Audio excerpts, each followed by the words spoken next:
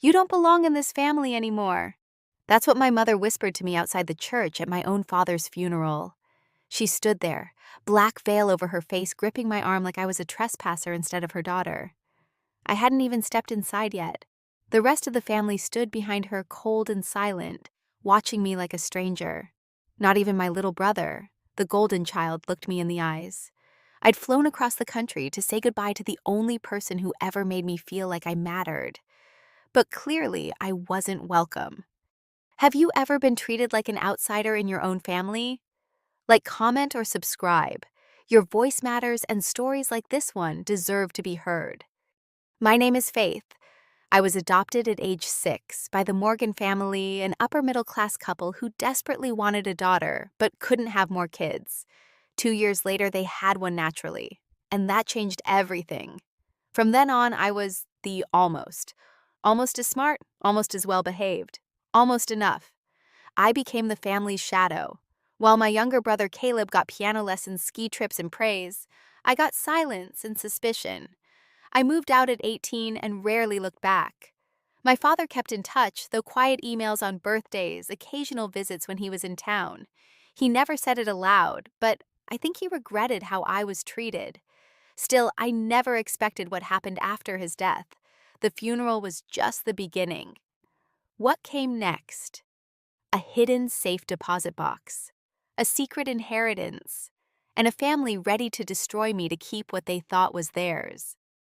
I didn't ask for revenge, but sometimes the truth leaves you no other choice. Before the storm hit, I thought I had already survived the worst, but the past had deeper scars and secrets I hadn't even begun to uncover. Shall we continue? I used to believe that love could be earned, that if I studied harder, smiled brighter, stayed quieter, I'd finally be enough. But nothing I did ever shifted the coldness in my mother's eyes. The Morgans adopted me from a small group home when I was 6. I still remember the day my social worker had braided my hair and told me to smile no matter what. "These people could be your forever family," she'd whispered. And for a moment, I believed her. My new parents had a beautiful house with polished wooden floors and cream-colored couches. My mother Diane had a dazzling smile for the neighbors, and my father Richard was a quiet but kind man who worked long hours as a financial planner. At first, everything was calm, too calm. I followed every rule cleaned up without being asked and tried to never make a sound. Then Caleb was born. He came into the world screaming, a golden-haired boy with deep dimples and big lungs. Overnight, the house shifted. My room became smaller, not in size, but in attention. My art supplies were packed away to make room for baby gear. Family photos stopped featuring me. By the time I was 10, I knew I was the extra piece, the one they kept around, out of obligation, not love. Diane started introducing me as the girl we took in, while Caleb was our miracle baby. It wasn't just the words, it was the tone, the finality. The favoritism was subtle but relentless. Caleb's tantrums were just a phase, but my tears were emotional manipulation. When I got straight A's, no one said a word. When he passed algebra on the 3rd try, we had cake. At 14, I got my first job babysitting after school, not because I wanted money, but because I wanted space. I started buying my own clothes, my own school supplies. No one noticed. Or maybe they noticed and just didn't care. Dad, he was different. Not perfect. But he'd knock on my door late at night and leave things without saying a word. A library card, a sketchbook, a slice of pie he said Caleb didn't want. I think he knew. But he never stood up to her. Not really. He was the kind of man who fixed things quietly without confrontation. I left home the day I turned 18 with a single suitcase and a college acceptance letter. Diane didn't come downstairs. Caleb laughed when he saw me struggling to drag the suitcase out the door. Dad drove me to campus. He didn't say much, but before I left the car, he handed me an envelope with $800 in it and whispered, "This is yours. Don't tell your mother." That money got me through the first 3 months of dorm life. I worked 2 jobs, one in the library, one at a diner, and still graduated magna cum laude. No one from my family came to the ceremony. For a while, I thought I was free. But blood has a strange way of haunting you, especially when that blood keeps showing up on your doorstep. Caleb hit rock bottom 2 years ago. He'd gone through 2 failed startups, developed a taste for pills and poker, and eventually got arrested for stealing from our mother's account. Diane bailed him out, of course, blaming bad influences. At the time, I was living in Seattle, working in digital marketing, saving up for my own business. I'd built a quiet little life. Until the call. Dad was dying. Pancreatic cancer. Fast and brutal. He wanted to see me, so I flew home. I sat by his side, I fed him soup. I listened to his regrets. He said he was sorry, that he should have protected me more, that he never stopped loving me, that he wanted to make things right. I had no idea what he meant. When he passed away, Diane made sure I was uninvited to every event, the viewing the memorial, the will reading. I didn't care about the will. I just wanted a proper goodbye. But even that was denied to me, until I got a letter from my dad's attorney. A private note, a separate envelope, a key, to Faith, in case they try to erase you. That's all it said. It led to a safety deposit box. What I found inside would upend everything I thought I knew about my father, my place in the family, and the price of inheritance. Inside that box was more than money. It was a message, a lifeline, and a final act of love. One my mother and brother would stop at nothing to destroy, ready for what came next. The safety deposit box was old, scratched, and smelled faintly of cedar. I opened it with shaking hands, half expecting disappointment, maybe an old photo or a handwritten letter that would just reopen old wounds. Instead, there were documents, legal ones. A separate handwritten will dated just 2 weeks before my father passed, leaving me everything from his private savings account, $840,000. There was also a letter, 1 page, typed. Faith, if you're reading this, it means your mother did exactly what I feared. I've watched you build a life with no help from anyone. I'm proud of you more than I ever said out loud. I know this won't fix everything, but I hope it gives you the freedom you deserve. Please use it wisely. You are more than enough. Love, Dad. I couldn't move for minutes. It wasn't just the money, it was validation. It was proof that I hadn't imagined the love I'd felt in small, quiet moments growing up. He had seen me. I didn't tell anyone. Not at first. I cashed out the funds and moved them into a secure investment account under a trust. Then I did what I always did, I worked. But this time, I worked for myself. 6 months later, I launched Luma Rising, a boutique digital agency focused on nonprofits and female-led startups. My first client was a small shelter that helped foster youth transition into adulthood. Fitting right. With no debt, I could take risks, hire talent, build something meaningful. And I did. We were profitable by month 4. That's when the emails started. First from Diane, short and sharp, we need to talk. Then a voicemail from Caleb, slurred. Hey, I know about Dad's money. We're family, you should share. I hadn't spoken to either of them in over a year. How did they even find out? Turns out Dad's attorney had passed away unexpectedly, and a junior partner in the firm, someone who had no idea about the private nature of the second will, had accidentally sent a file to the wrong recipient. It landed in Diane's inbox. The next week, I was served legal papers. They were suing me, claiming coercion, fraud, mental manipulation during a time when Richard was vulnerable. It would have been laughable if it weren't so vile. They didn't stop there. Diane gave a quote to a local newspaper painting me as a manipulative, estranged child who convinced a dying man to betray his family. Caleb went on social media posting old cropped photos of us as kids with dramatic captions like, "Money changes people." But some things never change. I wanted to scream, but instead of reacting, I responded. I hired a legal team, the best I could afford. Turns out Dad's second will was airtight. The trust had been structured properly. The signatures were witnessed by 2 of his longtime colleagues, and there were even voice memos confirming his wishes. Still, the smear campaign hurt. I started getting nasty DMs. Clients asked questions. A few quietly backed out. I could have k'd. I almost did. Then something unexpected happened. A woman named Teresa, a former nurse from the hospice facility where Dad spent his last days, reached out. She said, "Your father used to talk about you constantly. He kept a photo of you by his bed. Said you were the only one who ever truly understood him." She sent me a voicemail he'd left on her office line. It was supposed to be deleted after 30 days, but she had saved it. If Faith ever questions it, tell her I meant it. Every word. She's my real legacy. That 20-second clip gave me more strength than any legal victory ever could. So I went public not with anger, but with truth. I wrote a blog post titled, "I was told I didn't belong." So I built my own place. I shared my story, not the legal mess, but the truth behind it, being the invisible daughter, the struggle of carving out worth, and how my father's final act of love gave me a second chance. The post went viral. Overnight, I gained thousands of followers. Women, especially adoptees and foster survivors, flooded my inbox with messages like, "You just told my story." I've never felt seen until now. Even better, the nonprofit clients came back. Bigger ones, better ones. Meanwhile, the lawsuit quietly dissolved. I think they realized they were going to lose not just in court, but in the court of public opinion. The truest twist came a month later. I got a letter in the mail from the IRS. Apparently, Diane and Caleb had been under investigation for several years of unreported income and suspicious write-offs. My father had started the audit process himself months before he passed.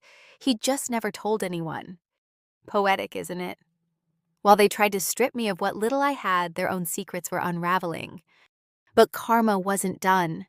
The more they tried to ruin me, the more their own world cracked open, and the confrontation that followed would be the moment everything came crashing down. Ready for it. I didn't think I could be humiliated any more than I already had been. But then came the letter, a glossy envelope sent by certified mail to my office. Inside was an invitation, no, a summons to a family mediation gathering organized and hosted by the Morgan Family Trust. They called it a chance to reconcile. I almost laughed, but then I saw the location, my childhood home. They were inviting me back after years of silent slander and lawsuits to sit in the same house where I was made to feel like a burden, a ghost, a leftover. And they wanted me to come back as if nothing had happened. At first, I crumpled the invitation and threw it in the trash, but something in me, maybe curiosity, maybe something darker, pulled it back out. I had to see it. I had to face them. When I pulled into the driveway, I swear the air got colder. The same cracked flower pots lined the porch. The same wind chimes clinked through. The melody now felt like a threat instead of a lullaby. I walked in. Diane stood in the foyer dressed in beige cashmere, holding a glass of white wine, like it was an extension of her soul. Caleb slouched on the couch, his skin pale, eyes jittery, picking at his nails like a restless boy who never grew up. Look who decided to show up. Diane said, her voice smooth and syrupy. "You always had a flair for the dramatic." I didn't respond. I simply sat down at the massive dining table, the one I used to polish with lemon oil every Saturday, while Caleb played video games. A man in a suit introduced himself as the mediator, hired to help the family heal and move forward. Diane smiled like a queen. We thought it was time to put the ugliness behind us, for the sake of our name, for Dad's legacy. I stayed quiet. Let them speak. Let them reveal themselves. Caleb went first, his voice quivering with rehearsed guilt. "I know I messed up, Faith, but this family, it's all we've got. Dad would have wanted us to stay together." My breath caught, not because of what he said, but how he said it. His eyes didn't meet mine. His hands trembled. And then it clicked. This wasn't about reconciliation. This was about desperation. They needed something. Why now? I asked calmly. Why the sudden urge to reconnect? Diane didn't blink. Because blood matters. And we've all made mistakes. She sipped her wine. And because you now control certain assets that legally still bear the Morgan name.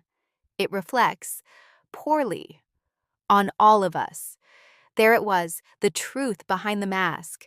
They weren't sorry. They weren't healed. They were hemorrhaging financially, publicly, and they needed me to stop the bleeding.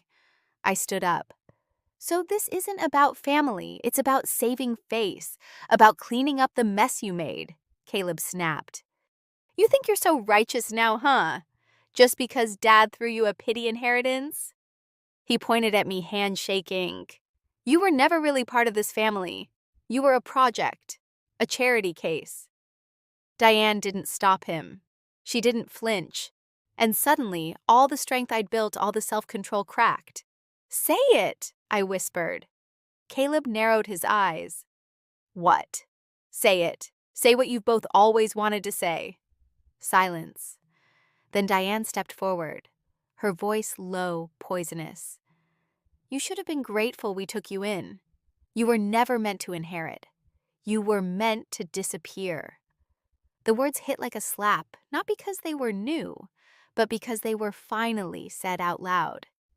That's when I made my decision. I turned to the mediator. This session is over.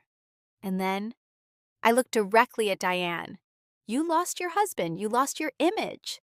And now you've lost the last person who might have forgiven you. I walked out, but not before leaving a folder on the table. Inside were the legal details of the trust, sealed and irreversible, and the full report from the IRS investigation showing that my father had turned them in himself. Their faces paled as they read. Caleb swore. Diane dropped her wine. Outside, the wind was soft. The chimes no longer rang. That night I cried. Not because I was hurt, but because the little girl inside me finally knew she'd never get their love, and that was no longer her fault. I let her go. But in letting go of the family that broke her, Faith found the power to choose something better, and what she did next wasn't revenge. It was transformation, ready for the shift. I didn't go home that night. I drove to the edge of the city, parked near a quiet overlook, and just sat there in the dark windows, down letting the wind chill my skin. The silence was loud, but for once, I didn't want to fill it. My whole life, I had been trying to prove something. To Diane, to Caleb, to a family that only loved the idea of me when I stayed small, silent, and out of the way. And now they couldn't even pretend to love me. The mask had shattered. The truth was on paper, signed, sealed, and emotionally suffocating. I cried not the loud, dramatic sobs you see in movies, just quiet tears streaming down as I looked out at the blinking city lights, wondering how many other people were out there, fighting invisible battles for worth. The next morning, I went back to my apartment.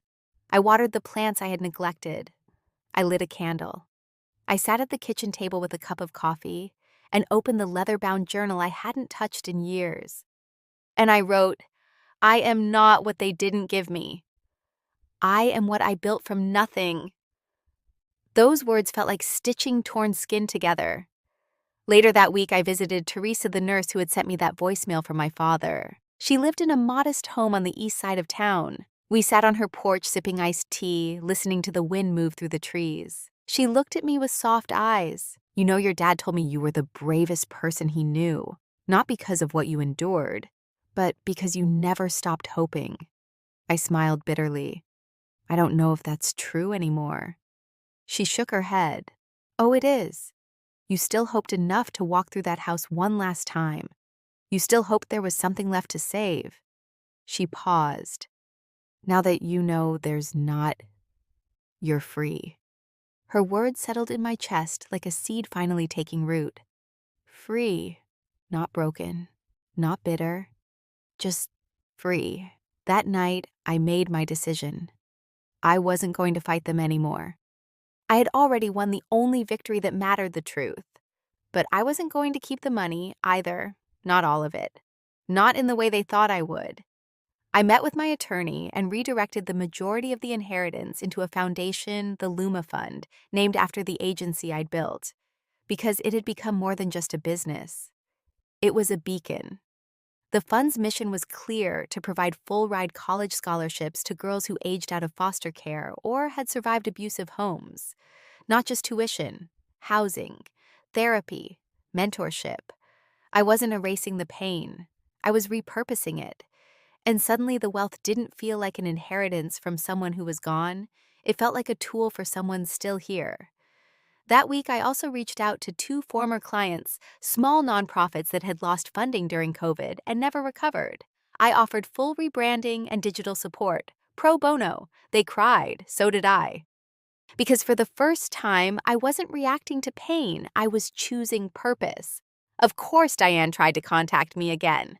She left me a long voicemail full of faux warmth, slippery apologies, and vague threats dressed as concern. I deleted it, without flinching. That same day, I got an email from a girl named Jayla, 18, former foster kid, first in her family to graduate high school. She wrote, "I read your story. It made me believe there's still good left in this world. I want to be someone like you someday." I stared at that email for a long time, not out of pride, but awe, because I remembered being 18, sitting in a dorm room I almost didn't get into, wondering if anyone in the world could see me. Now someone did, and that was worth more than any courtroom win or inheritance check. That was legacy. But decisions, even the right ones, come with consequences. And as Faith stepped fully into her new path, her past wasn't done with her just yet. 3 weeks after launching the Luma Fund, everything hit the news. A whistleblower within Diane's real estate firm leaked documents showing years of tax manipulation and shady property dealings. Paired with the IRS report my father had submitted before his death, it was enough to trigger a federal investigation. The headlines were merciless. Former socialite Diane Morgan under fire for tax fraud. Perfect family implodes after adopted daughter's inheritance exposes secrets. She tried to spin it, hired PR teams, held a weak press conference where she blamed accounting oversights and grief. But the truth stuck. Her sponsors dropped her. Her name was stripped from charity boards she'd once chaired. She became a pariah in her own social circle, the same people she once sneered down at others with. Caleb, he tried to sue me, again, this time claiming emotional distress and unfair access to family assets. But my father's trust had been ironclad. The judge dismissed the case, and in a quiet twist of karma, Caleb's outburst in court got him sanctioned for contempt.